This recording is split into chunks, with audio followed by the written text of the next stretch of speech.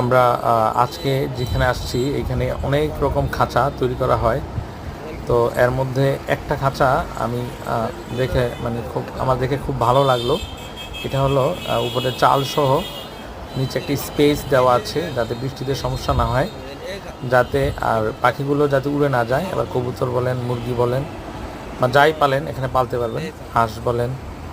তো খুবই সুন্দর একটা সেট আপ। আপনি যদি ওনাকে আরেকটু টাকা দিয়ে আরেকটু খরচ করিয়ে কাস্টমাইজ করে আরেকটু এটা বাড়ায় নিতে পারেন তাহলে কিন্তু এটা একটা পুরো একটা ঘরের মতো হয়ে যায়।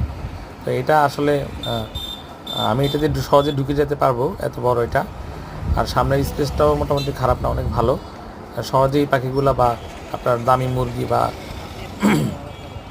যাই পারেন না কেন সামনে বিচরণ করতে পারবে, হারিয়ে যাবে না। তো এটা এটা বানাতে 20 থেকে 25 হাজার টাকার মধ্যেই পারবেন। তো আশা করি সবার পছন্দ হয়েছে।